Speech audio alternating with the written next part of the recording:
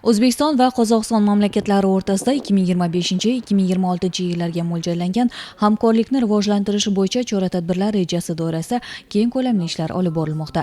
Nufuzli klinikalar bilan tajriba almashilmoqda. Reja doirasida O'zbekiston Respublikasining 4 ta hududida, jumladan Farg'ona, Samarqand, Buxoro viloyatlari va Qoraqalpog'iston Respublikasining Nukus shahrida Qozog'iston tibbiyot kunlarini o'tkazish rejalashtirilgan bo'lib, qozog'istonlik bir qator tibbiyot xodimlari Qoraqalpog'iston Respublikasiga kelib hamkorliklar boshlanib ketdi. Qozog'istonlik sog'liqni saqlash xodimlari dastlab Qoraqalpog'iston tibbiyot instituti klinikasida bo'lib, bu yerdagi sharoitlar bilan yaqindan tanishdi. Institut rektori bilan suhbatlashib, sohaga kadrlar tayyorlashda hamkorlikni amalga oshirish bo'yicha kelishuvga erishildi. Shuningdek, respublika ixtisoslashtirilgan dermatovenerologiya va kosmetologiya ilmiy-amaliy tibbiyot markazi mas'ullari bilan ham suhbatlashib, o'zaro hamkorlik bo'yicha memorandum imzolandi. Shu kunning o'zida teri kasalliklari bo'yicha shifokorlar va tibbiyot sohasi bo'yicha ta'lim olayotgan yoshlar uchun o'quv seminari tashkil etildi.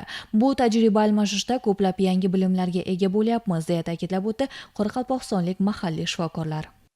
Qozog'iston Respublikasidan belgili shifokorlar, professorlar kelib, tajribalarini ko'rsatib o'tib o'tiribdi. Qozog'iston Respublikasida uchrashib atgan teri kasalliklar haqida tajriba almashib o'tirmiz. Leksiya barısında spid kasalligi haqida ikkovi birga tig'iz baylanishli ham psixotrop dorilarda ko'p foydalanish haqida, so'lar bilan birgalikda so kasalliklarining ko'payish yo'llari haqida bizga to'liqroq ma'lumot beryapti. Toza metodlarni bizlarga o'rgatyapti. Bizlardagi ishlatilayotgan teri kasalliklari bo'yicha toza metodlarda bular bizlarga tajriba almashib o'tirmiz.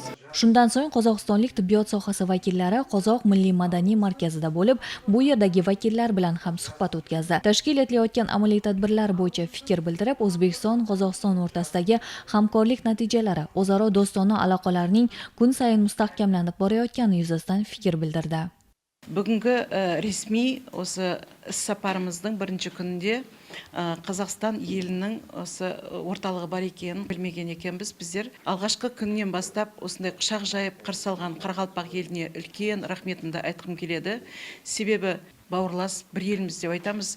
Biroq men o'sha yerga kelgeli tilimizдің бәрі сондай ұқсастығы, мен қазақ тілінде сөйлеп жүрмін. Соның өзінде бір-бірімізді түсініп, сондай бір өз тілімде жүргендей, өз елімде жүргендей, Атырауға да ұқсайтын көп жерлері бар екен. Сіздің халықтың бауырлас халықсыздар, осындай елдеріңізге үлкен бір жақсылық көп болсын дегім келеді. Жетістіктеріңіз көп болсын. Біздің елдің жастарымен, сіздің елдің жастары бір-бірімен дос болсын дегім келеді. Біздің осы ағайын тумалық қатынасымыздың жалғасын тапсын дегім келеді. Өте тамаша бір кездесулер болды.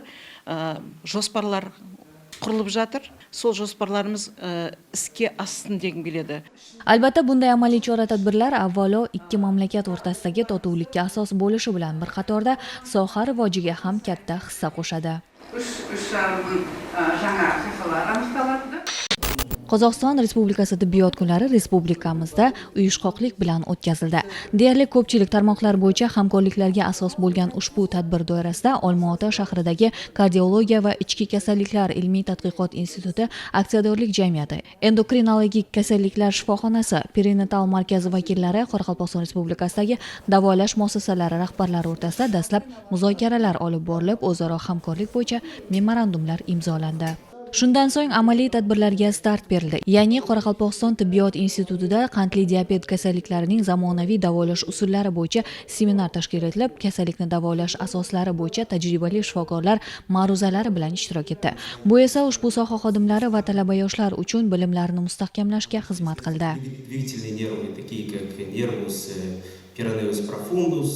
Медицина тарауының juda rivojlanib boratirganligina байланышлы бірнеше іс тәжірибелері Қазақстан Республикасында қандай практика жүргізіліп отырған болса, осы тәжірибелердің хаммесін біздермен бірге бөлісті. Халық арасында медициналық көріктен өткеріліп, операцияларды істеу көркемлестірілмекте.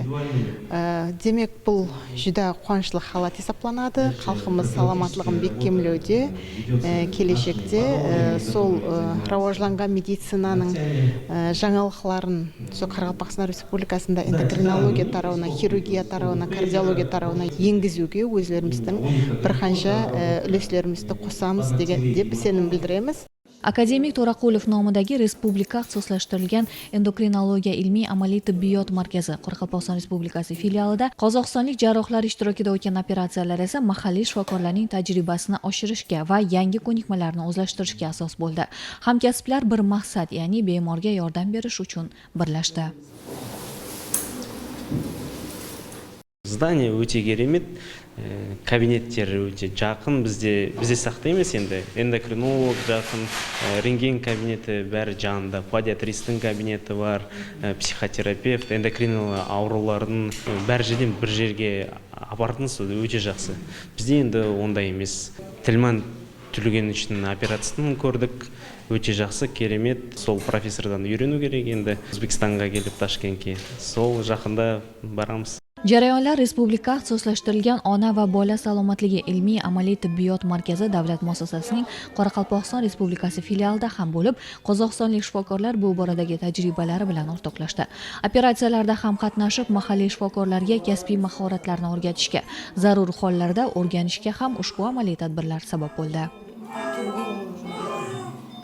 Qozog'iston Respublikasidan kelgan professor o'qituvchilarimiz bilan kelishgan holda, hamkorlik qilgan holda bu yerdagi bizning filialimizdagi shifokorlarni malakasini oshirish, ilmiy salohiyatimizni oshirish va qo'shni davlat bilan hamkorlikda tuzilgan memorandum natijasida ona bola salomatligini, ya'ni asosiy maqsadimiz onalar va bolalar o'limchiligini kamaytirishga qaratilgan. Qozog'iston Respublikasidagi shifokorlarimiz mana bugun bizga tashrif qildilar va ular bilan birgalikda ko'pgina jarrohlik amaliyotlarini o'tkazdik va kelgusida xudo xolasa bizning shifokorlar ham borib, u yoqda ularning klinikasida bo'lib, o'zimizning tajribamizni ularga tatbiq qilish va ulardagi tajribalarni almashib olish maqsadimiz. Respublika ixtisoslashtirilgan kardiologiya ilmiy amaliy tibbiyot markazida Olmaota shahridagi kardiologiya va ichki kasalliklar ilmiy tadqiqot institutining malakali shifokorlari, shuningdek mahalliy shifokorlar bilan birgalikda yurak-qon tomir kasalliklari bo'yicha murakkab operatsiyalar kun davomida amalga oshirildi. Hozirgi kunda O'zbekistonda Qozog'iston tibbiyotining kunlari bo'lyapti. Endokrinologiya markazidan xodimlar kelib, Qozog'istondan kelgan hamkasblar bilan birga ish olib boryapmiz. Qandli diabet bemorlarining rekonstruktiv jarrohlik bo'limi qoshida 20 ta bemorni, ambulator bemorni ko'rdik. Shulardan 3 tasini operatsiyaga tanlab oldik. Birgalikda qozog'istonlik hamkasblar bilan birga ishlayapmiz. Bundan maqsad birinchidan tajriba almashish, O'zbekiston xalqiga, Qoraqalpoq xalqiga yanada yordam berish. Qozog'istonning endokrinologiya markazi bilan birgalikda memorandumga qo'l qo'yildi. Bundan maqsad birgalikda keyinchalik birga ishlar olib borish, ya'ni O'zbekiston, Qozog'iston xalqiga birgalikda yordam berish tibbiyot sohasidan va shunga o'xshagan yaxshi rejalar mo'ljallangan. Bugun dunyoda aynan mana shu kasallik tufayli nogironlik darajasiga tushib qolayotgan fuqarolar soni ortib bormoqda. Shu boisdan ham bu yo'nalishdagi o'zaro hamkorliklar muhim o'ringa ega. Qozog'iston tibbiyot kunlari doirasida aksariyat bemorlarga sifatli tibbiy xizmatlar ko'rsatilishi rejalashtirilgan. Murakkab operatsiyalar, o'zaro tajriba almashuvlar esa O'zbekiston va Qozog'iston o'rtasida muntazam davom etishi rejalashtirilgan.